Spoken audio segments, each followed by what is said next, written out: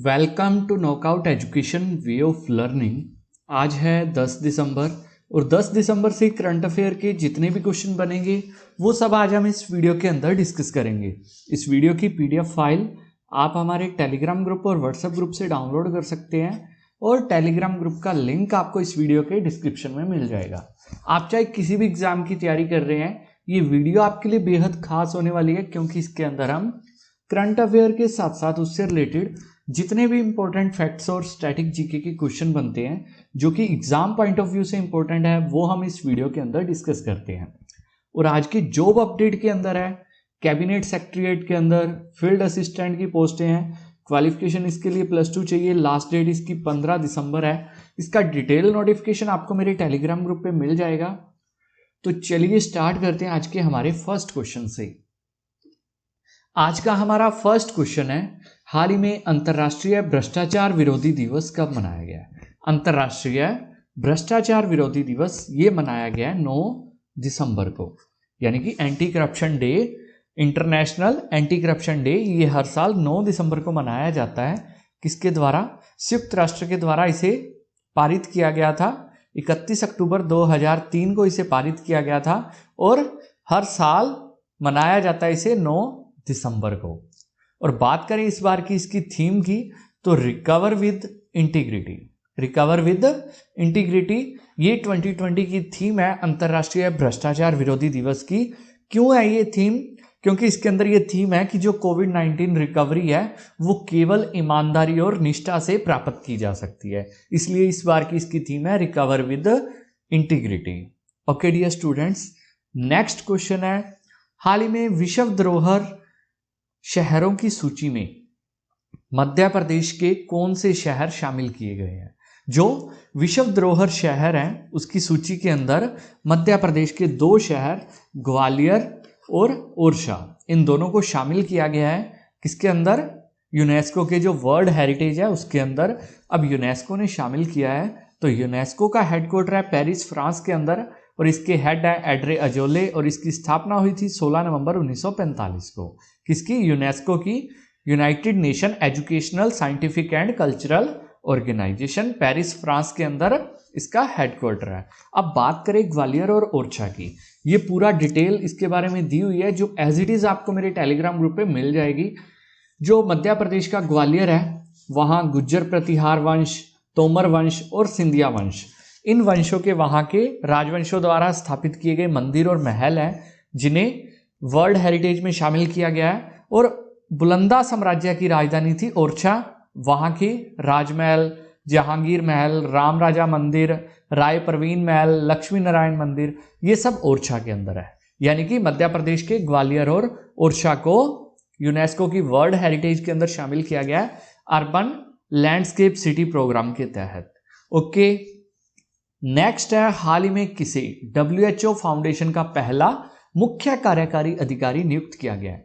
WHO foundation ये क्या है कि जो हमारी वर्ल्ड हेल्थ ऑर्गेनाइजेशन है WHO, उसके द्वारा एक नई फाउंडेशन की स्थापना की गई है जो कि महामारी के लिए काम करेगी कि इन फ्यूचर अगर कोई महामारी आती है तो उसके लिए कोई फाउंडेशन जो वित्त इकट्ठा करेगी और उसके लिए प्लानिंग करेगी, वो फाउंडेशन की स्थापना की गई है WHO फाउंडेशन, जिसके पहला CEO किसे नियुक्त किया गया? अनिल सोनी को।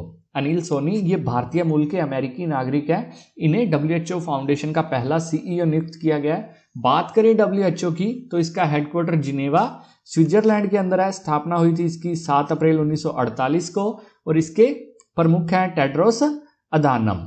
टेड्रोस अधानम इसके प्रमुख हैं। बात करें इसके बारे में अनिल सोनी को, ये 1 जनवरी से उसका पदभार संभालेंगे। किसका? WHO फाउंडेशन का। और इसे नियुक्त किया गया है WHO के जो महानिदेशक है टेड्रोस अधनोम, इनके द्वारा इसे नियुक्त किया गया। ये पूरी डिटेल है एज इट इज आपको मेरे टेलीग्राम ग्रुप पे मिल जाएगी। नेक्स्ट है, हाल ही में किन 2 ग्रहों के बीच महासंयुग्मन की घटना की घोषणा की गई है? जो कंजक्शन की घोषणा है ये की गई है किन 2 ग्रहों के बीच में? ये की गई है शनि और बृहस्पति के बीच में। क्या है ये संयुग्मन यानी कि कंजक्शन? कंजंक्शन क्या होता है कि जब कोई 2 पिंड, आकाशीय पिंड एक दूसरे के पास में आते हैं तो उसे संयुग्मन कहते हैं। लेकिन महासंयुग्मन कहा गया है जब जो हमारे सौरमंडल के दो सबसे बड़े ग्रह शनि और बृहस्पति ये आपस में करीब आ रहे हैं, तो इसे महासयुग्मन कहा गया है, ग्रेट कंजंक्शन। बात करें इसकी तो ये घटना 20 साल के बाद होती है, और 20 साल के बाद होती है कि जब कोई दो ग्रह आपस में पास में आते हैं। तो लेकिन ये दो बड़े ग्रह इस बार पास में आए हैं, तो ये घटना होगी 21 दिसंबर 2020 की, इसकी डेट अनाउंस की गई है। ये दिन दिसंबर संक्रांति भी होती है। और बात करें बृहस्पति की तो ये 12 वर्ष में और शनि 29 वर्ष में सूर्य की परिक्रमा करता है। ये सबसे पास में आएंगे, लेकिन इनकी दूरी 400 मिलियन मील से अधिक होगी, लेकिन ये पास में आते हुए दिखाई देंगे। इसके बाद ये महासयुग्मन की जो घटना है ये 2080 में दिखाई देगी। नेक्स्ट है, बात करें हम बृहस्पति की। बृहस्पति सूर्य से दूरी की बात करें तो ये 5वां ग्रह है और सौरमंडल का सबसे बड़ा ग्रह है। और बृहस्पति, शनि, यूरेनस और नेपच्यून को जोवियन ग्रह कहा जाता है, क्योंकि ये गैसिया, इसके अंदर क्या है कि गैस का इनके अंदर वायुमंडल है पूरा, ये गैस से बने हुए हैं। बात करें हीलियम और हाइड्रोजन से बना है कौन? बृहस्पति। ये पूरी डिटेल है एज इट इज आपको मेरे टेलीग्राम ग्रुप पे मिल जाएगी। इसके कितने उपग्रह हैं? लगभग 75 से अधिक इसके उपग्रह हैं। किसके? बृहस्पति के। शनि की बात करें तो यह सूर्य से छठा ग्रह है, सौरमंडल का दूसरा सबसे बड़ा ग्रह है। अपने अक्ष पर 10.7 घंटे में एक चक्कर लगाता है और 29 वर्षों में सूर्य का परिक्रमा करता है। और टाइटन इसका एक सबसे बड़ा उपग्रह है, किसका? शनि का, और जो कि बुध ग्रह के बराबर है। और शनि की विशेषता क्या है कि इसके चारों तरफ क्या है? वलय घूमते हैं, जो क्या है कि एक गैंसों के वलय बने हुए हैं जो 7 हैं, जिनकी संख्या वो शनि के चारों ओर चक्कर लगाते हैं। नेक्स्ट है, हाल ही में जारी क्लाइमेट चेंज फॉर्मेट इंडेक्स 2021 में भारत को कौन सा स्थान मिला है? जो क्लाइमेट चेंज परफॉर्मेंस इंडेक्स है, इसके अंदर भारत को 10वां स्थान मिला है क्लाइमेट चेंज परफॉर्मेंस इंडेक्स के अंदर। इसके अंदर सबसे टॉप पर रहा है स्वीडन, चौथे नंबर पे रहा है। जो पहला, दूसरा और तीसरा स्थान है इसके अंदर, इस इंडेक्स के अंदर, उसे खाली छोड़ा गया है, क्योंकि जो पेरिस समझौता, जलवायु समझौता हुआ था, उसके अनुसार कोई भी देश उतने कार्बन उत्सर्जन को कम नहीं कर पाया जितना उसके अंदर कहा गया था। इसलिए जो प्रथम 3 स्थान है वो खाली रखे गए हैं। उसके बाद स्वीडन चौथे नंबर पे, यूनाइटेड किंगडम 5वें पे, डेनमार्क 6ठे पे, मोरक्को 7वें पे, नॉर्वे 8वें पे और चिली 9वें पे, और भारत 10वें नंबर पे रहा है। और जो G20 देशों का संगठन है उसके अंदर से मात्र 2 देश हैं, एक भारत और जो दूसरा है यूनाइटेड किंगडम, जिन्होंने इस पेरिस जलवायु समझौते के ऊपर सबसे तेजी से काम करके इसके अंदर टॉप 10 के अंदर रैंकिंग हासिल की है। G20 के अंदर से सिर्फ भारत और यूनाइटेड किंगडम है। इन्होंने पेरिस जलवायु समझौते के तहत कार्बन उत्सर्जन को कम करने पर काम किया है। ओके, नेक्स्ट है, हाल ही में फिट इंडिया साइक्लोथॉन के दूसरे संस्करण का शुभारंभ किसने किया है? फिट इंडिया साइक्लोथॉन के दूसरे संस्करण का शुभारंभ किया किसने? किरण रिजिजू ने। किरण रिजिजू जो कि हमारी खेल मंत्री है, इन्होंने इसका शुभारंभ किया है। और इसे आयोजित कौन करवाता है? इसे करवाता है भारतीय खेल प्राधिकरण। भारतीय खेल प्राधिकरण, जिसकी स्थापना किसने की थी? युवा कार्य और खेल मंत्रालय द्वारा इसकी स्थापना की गई थी 1982 के अंदर। हेडक्वार्टर दिल्ली के अंदर है और इसके महानिदेशक है संदीप प्रधान। अब इसके सेकंड संस्करण का शुभारंभ किया है किसने? किरण रिजिजू ने। ओके, अगर ये वीडियो आपको अच्छी लग रही है वीडियो को लाइक जरूर करें।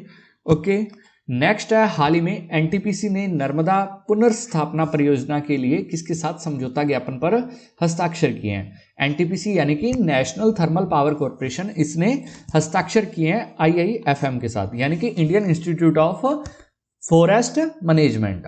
Indian institute of forest management के साथ एनटीपीसी यानी कि नेशनल थर्मल पावर कॉर्पोरेशन ने समझौता किया है। आईआईएफएम जो कि भोपाल के अंदर है। एनटीपीसी की बात करें तो इसकी स्थापना हुई थी 1975 के अंदर। हेडक्वार्टर इसका नई दिल्ली के अंदर है और आईआईएफएम के निदेशक हैं पंकज श्रीवास्तव। ओके, नेक्स्ट है, हाल ही में नेपाल और चीन ने माउंट एवरेस्ट की ऊंचाई कितनी ज्यादा होने का दावा किया है? ये सबसे हाईलाइटेड क्वेश्चन रहा है कि नेपाल और चीन ने संयुक्त रूप से माउंट एवरेस्ट की ऊंचाई कितनी ज्यादा होने का दावा किया है। इन्होंने दावा किया है कि जो माउंट एवरेस्ट की हाइट है वो 86 सेंटीमीटर ज्यादा है, जो चीन को छोड़कर जो पूरा विश्व है वो माउंट एवरेस्ट की हाइट 8848 मीटर मानता है, लेकिन अब नेपाल और चीन ने दावा किया है कि इसकी हाइट कितनी है, 8848.86 मीटर, यानी कि लगभग 3 फीट हाइट इसकी ज़्यादा है। पहले से ये दावा किया है चीन ने और नेपाल ने। इन दोनों के बीच में आपस में डिबेट रहता था, ये दोनों अलग अलग इसकी हाइट मेजर करते थे। अब इन्होंने संयुक्त रूप से ये आंकड़ा पेश किया 8848.86 मीटर। ओके, बात करें माउंट एवरेस्ट की, तो अब तक की मान्यता के अनुसार इसकी हाइट 8848 मीटर ही है। ये पिक्चर के अंदर जो आप लड़की देख रहे हो ये है शिवांगी पाठक। शिवांगी पाठक, इन्होंने एक कीर्तिमान स्थापित किया था। इन्होंने मात्र 16 वर्ष की आयु के अंदर माउंट एवरेस्ट फतेह किया था। ये हरियाणा के हिसार से बिलोंग करती हैं शिवांगी पाठक। ये दुनिया की सबसे छोटी लड़की थी जिन्होंने माउंट एवरेस्ट फतेह किया था। इनके अलावा, शिवांगी पाठक के अलावा एक लड़की थी मांडवी गर्ग, जो कि एक ब्लाइंड गर्ल थी, जो दुनिया की एकमात्र गर्ल थी जिन्होंने माउंट एवरेस्ट फतेह किया था। और एक संतोष यादव, वो भी हरियाणा से है, संतोष यादव, जिन्होंने सबसे पहले माउंट एवरेस्ट फतेह किया था और लगातार 2 बार फतेह किया था संतोष यादव ने। और एक हरियाणा से एक लड़की और उसके पिता दोनों ने एक साथ माउंट एवरेस्ट फतेह किया था, अजीत बजाज और दिया बजाज। वो गुरुग्राम हरियाणा से हैं, अजीत बजाज और दिया बजाज, जिन्होंने माउंट एवरेस्ट फतेह किया था एक साथ। नेक्स्ट है, हाल ही में एडीबी ने भारत में जैव ईंधन विकास के लिए कितने डॉलर की तकनीकी सहायता को मंजूरी दी है। एडीबी ने भारत के अंदर जैव ईंधन विकास के लिए जो तकनीकी सहायता, उसके लिए 2.5 मिलियन डॉलर की जो तकनीकी सहायता उसे मंजूरी दी है। अब एडीबी ने दी है, यानी कि एशियन डेवलपमेंट बैंक ने।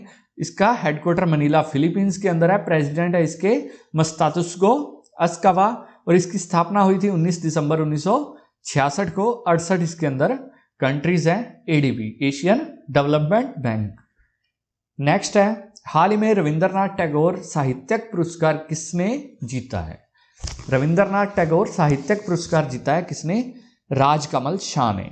ये है पिक्चर के अंदर थे राजकमल शाह, इन्होंने ये पुरस्कार जीता है। इसकी स्थापना कब हुई थी, 2018 के अंदर। ये पुरस्कार अमेरिका के एक प्रकाशक बुंडोलो के द्वारा विश्व शांति, साहित्य, कला, शिक्षा और मानव अधिकारों के लिए एक मंच प्रदान किया गया और रविंद्रनाथ टैगोर साहित्यिक पुरस्कार की स्थापना की गई। ये मिला है राजकमल शाह को।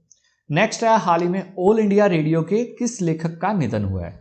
ऑल इंडिया रेडियो के लेखक थे कौन, मधुकर गंगाधर। मधुकर गंगाधर, ये थे मधुकर गंगाधर, इनका हाल ही में निधन हो गया है। ऑल इंडिया रेडियो के ये लेखक थे, जो ऑल इंडिया रेडियो जो कि वर्तमान के अंदर दूरदर्शन के नाम से चलता है। ओके डियर स्टूडेंट्स, ये थे आज के हमारे करंट अफेयर के क्वेश्चन। अगर ये वीडियो आपको अच्छी लगी, वीडियो को लाइक जरूर करें, ज़्यादा से ज़्यादा शेयर करें। Okay, thank you, have a nice day.